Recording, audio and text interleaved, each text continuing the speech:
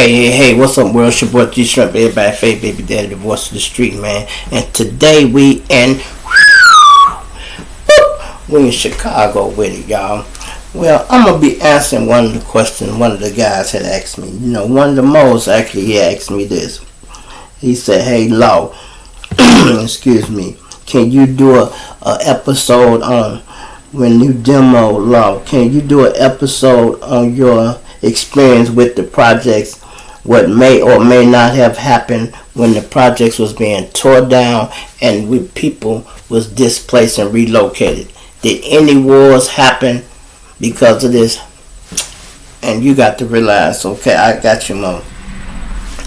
Yeah, that actually happened for real, y'all. That actually happened, because you got to realize these guys in the project, they were cocky. They made a lot of fucking money in the project, y'all. You hear me? I mean, a lot of fucking money. And they thought that shit would last forever. They really did. And when they started tearing them buildings down, y'all, these boys was hurt. I know they was hurt because I was hurt. I was hurt because I was getting money fucking with some of these guys too. I mean, you would not believe how much money these guys made.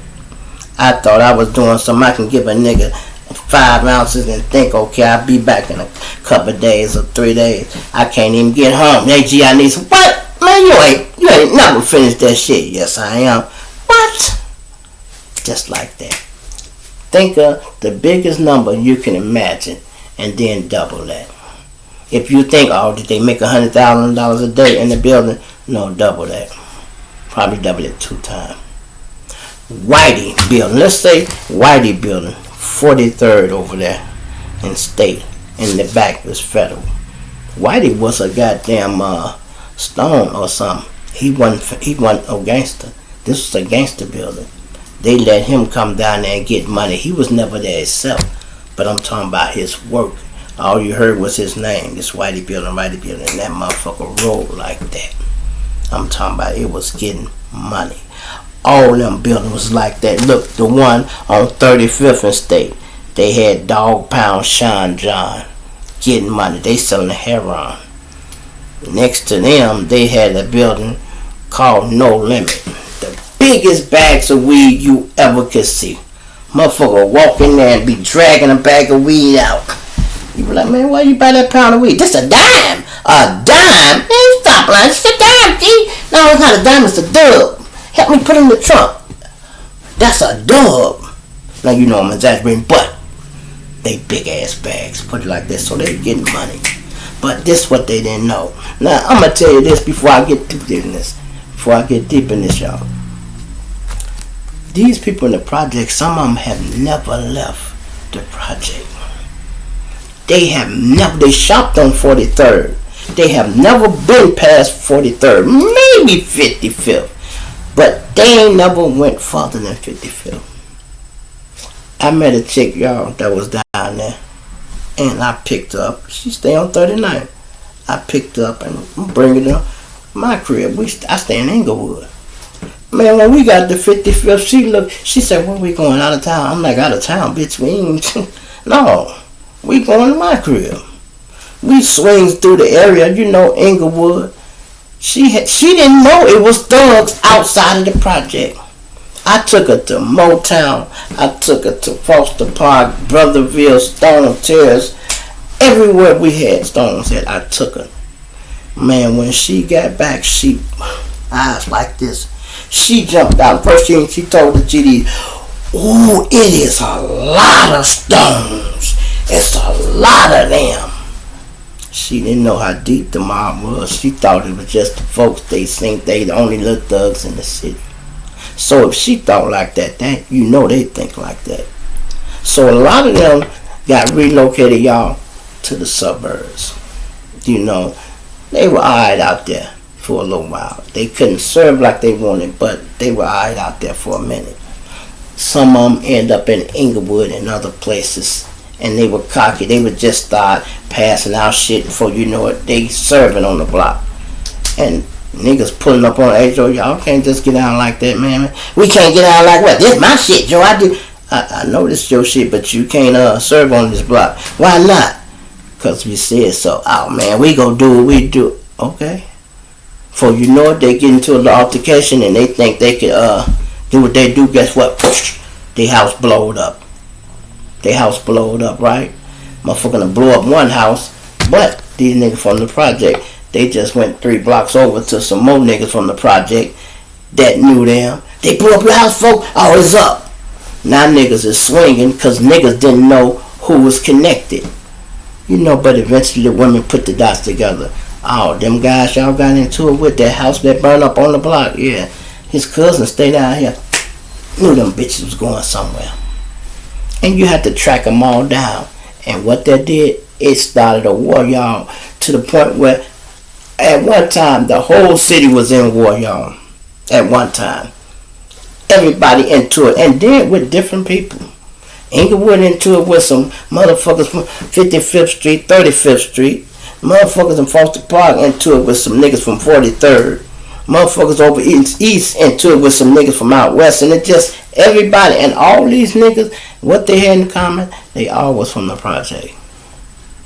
Always from the project. Until shit started getting serious and we realized, oh, some of these niggas got houses out here in the suburb. That's when you start hearing the wars hit out there.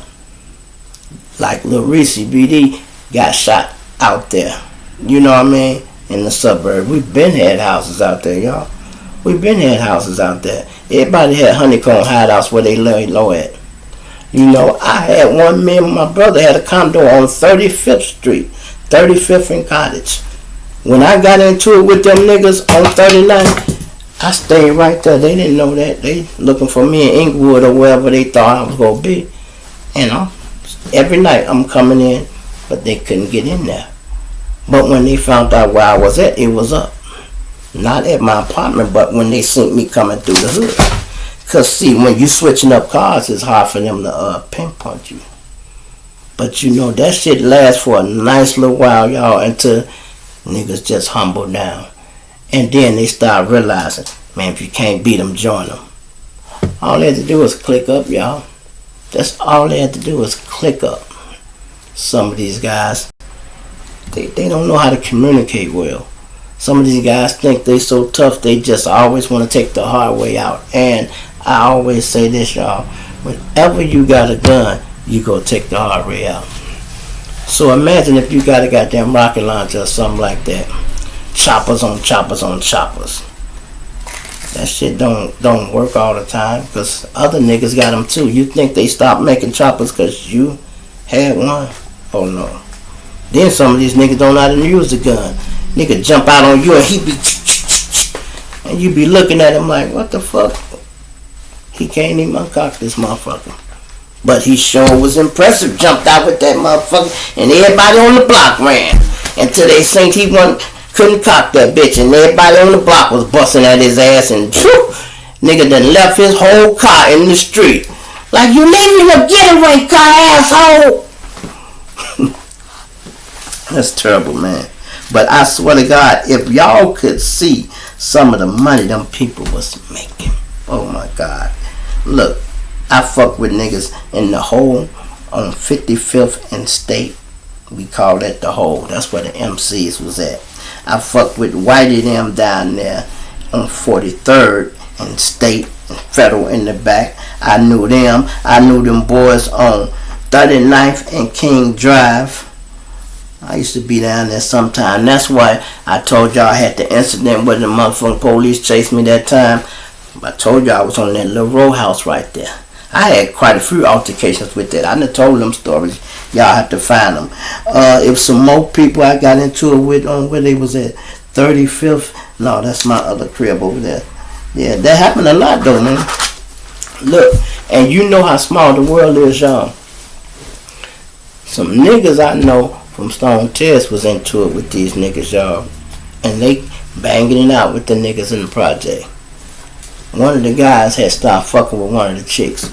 Would you believe she was over there and they talking about what they go do to her fucking brother and she didn't even know it? And then I think somebody came in, another chicken, like, damn, y'all, don't y'all know old girls? Who brother? Man, they wanted to do something to that bitch because they thought she was spying. And they wanted to get on more ass. They like, hey, nigga, you got this bitch laying here. We in here plotting on doing something to her people and she in here? It ain't just that. The world is small.